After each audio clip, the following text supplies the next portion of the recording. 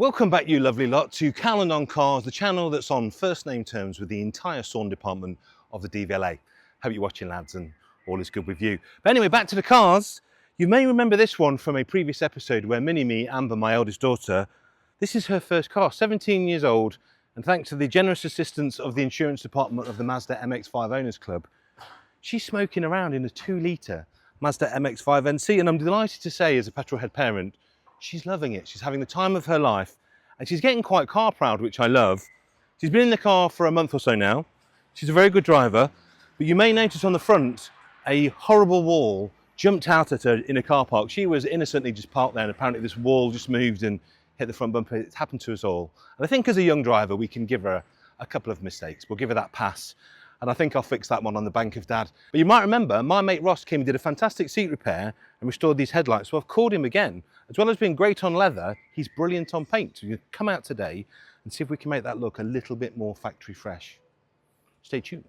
Now, I reckon most of us have done a front bumper corner at some point, but while Ross was there, I did ask him to have a look at the rear cover as well. It's a really common thing on these folding hardtops, where the top actually takes the paint away, the water gets underneath, and what you get is a delacquered, chipped mess that doesn't look very nice. And here, in his traditional gladiator style pose, is the man himself. It's Ross.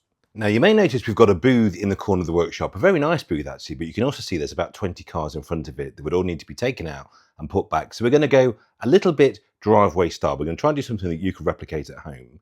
And Ross is going to do all of it on a dusty, windy car park. The front bumper's been painted at some point. It's already a completely different colour to the rest of the car. And we need to find out what that colour is. So the first thing Ross has to do is have a look for the colour code, which, to be fair, there are no stickers anywhere on the car. We've got a lot of prep to do, and that starts with a water-based cleaner and a good rub down just to get rid of any grease and contaminants around every little nook and cranny, moving on to a solvent-based, much stronger cleaner to make sure everything has gone, and blowing everything off with the airline so we can start the job. You can see how much loose paint's coming off already. Notice how Ross's sander also has dust extraction holes. They need to be lined up with the paper to make sure that we're getting as little dust in the area as we can. It's remarkably effective, this.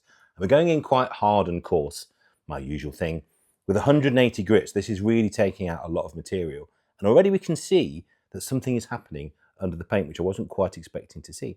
That does not look like factory prep under there. So I'll let Ross go all time team and explain it properly for you. It's had a previous repair, so you can see it's like an onion. So you've got the original, well, the paint we see now, you've got the primer, and then over the top of that, you've got a previous paint there. Looking at it here, you've got a very thin minor skim of filler. So underneath that will be the original paintwork or the plastic bumper. So the good news is that made Amber feel an awful lot better, knowing she was just simply continuing a great tradition of the owners of this car of driving it into a wall. Made her feel a lot happier indeed. So on to the 320, which is a lot finer, really starting to shape the bumper now. We don't want to put any filler in, and if Ross does his job properly, we shouldn't have to. And then after a quick blow off with the airline into the first of many, many maskings. Now, when I used to paint cars when I was a youth, I'd mask up once, I'd sand, I'd prime, I'd paint. But all of you pros out there know that's not how it's done. You have to go in, and every time you put a new process or a new layer on, you have to mask again. Dropping down to 1000 grit now to really start to refine the surface and get it ready for the primer. Ross will be able to use this for most of the bumper to get the shape, but when it gets a little bit fiddly and a little bit inaccessible, he's going to use a fine pad instead. These microfine pads are 1000 to 1500. They're so versatile and so easy to use. I think Ross might be a bit of a fan. Using a soft pad for the areas that we can't get the DA into, but also you've got to be very gentle and not push too hard, because when you lay the silver metallic base coat, the metallic will stick into the sanding marks, which will then stand out like a sore thumb when you clear coat it. Wise advice for life there. Don't push too hard, chaps. Now you can see here, this is the result of a previous repair. That is the blow mark from where that first bumper repair was versus some other repair on the top of the bumper. There's a clear delineation. Now what we want to do when we put our repair on is try and lose some of that. We're going to make it a little bit better. So we've masked up for the first lot. The final bit of fine grit, which is still 1000 on that pad, blowing off with the airline, and then back to a final clean before we start to lay up the soft tape ready for the primer. If you haven't been into a paint shop for a while, softline tape might be a new addition for you. As the name suggests, it allows you to mask off an area and not have a totally sharp edge. So when you're trying to do localized repairs like this, it's much easier to blow in with a much softer edge that doesn't have a step between the two panels that you've painted. Ross swears by it because of what he does. So this is a great way of localizing a repair area that won't stop the paint or primer or whatever it is you're putting on going to the rest of the car. So you then literally have to bag the entire area using body shop bagging and carefully cut out the area that you want. And then once you've done that, you want to make sure that you've masked to the edge, the outer edge of the softline tape to make sure that the paint can't squeeze through. And what you're left with is a perfectly isolated area ready for your adhesion promoter. Now, unlike my TV career, this panel is now correctly promoted, which means Ross can steam in to the primer stage. Now, you might think this looks a little bit thin. This is actually a clear primer, so it's not going to do a massive colour change. And once that's on, the masking can come off, the masking tape can come off, and we're ready for the next stage, which is a little UV lamp session for the car to make sure it's getting a tan and the panel's cured correctly. And then it's moving on to the rear hood cover section to do precisely the same process again. Starting with the water-based and solvent-based cleaners before Ross moves into the heavier grade papers, and you can see how much paint that is taking off and how unstable that whole panel is. Going through reducing grits to get that perfect surface once again. It's a really interesting panel, this one on the MX5. It's like a glass fiber top surface over an aluminium substrate.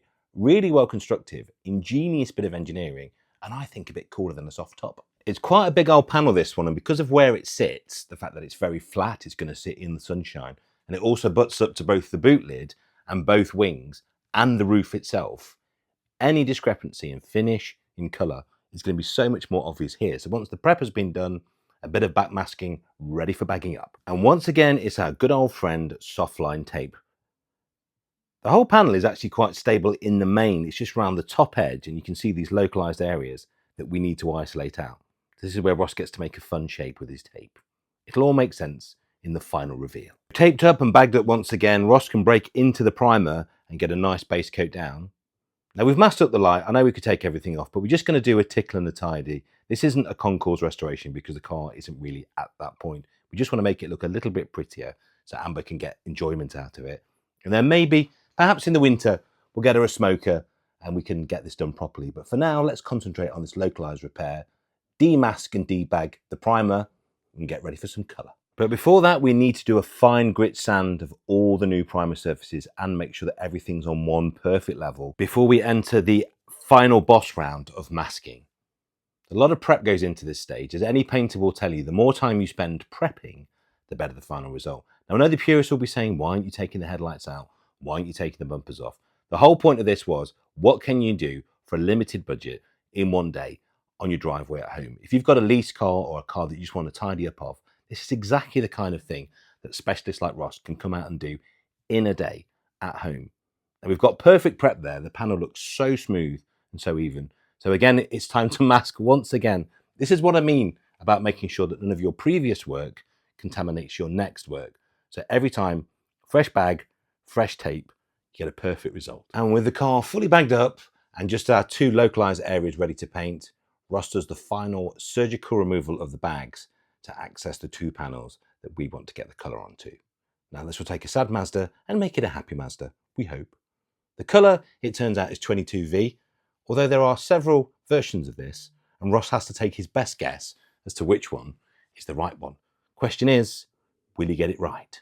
It's almost TV levels of jeopardy, this one, isn't it? Now, you may remember all those minutes back in the introduction, there was a blow-in line on the bumper just about this point here. Now, we're keen to avoid that, so that bridge in the masking will allow just enough paint and then lacquer to go underneath and make it much better. Now, with the paint on, that's just a satin gold, we're into the clear coat. You notice even though it's red hot, we're actually slowing the drying down so it doesn't happen too quickly. Again, on the cover, colour on, and then clear coat on. And look at that, that's the out of the gun finish. He hasn't polished this yet. He's coming back next week to do that. That's literally what he gets out of the gun. And the match on this side is much, much better than the match on the other side.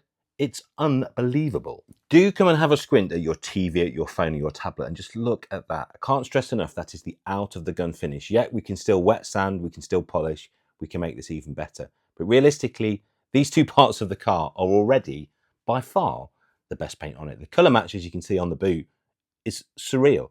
Absolutely perfect. You would never know that wasn't painted at the factory. We haven't painted the roof, just the cover. And the front bumper corner, impeccable. But what does Amber think? Go and have a look. Look at the bumper. Yes! That's so sick. Can you believe it? It's literally like brand new. Are you joking me? But then also, go and look at the cover. You know where all the paint was coming from the cover? Shut the front door. Stop it. Stop. Thank you. And the cost of all those skills, hard work and materials, £550. Thank you so much for watching. Do like and subscribe. Do ring that bell. And I'll see you next time for more of the same on Calendon Cars.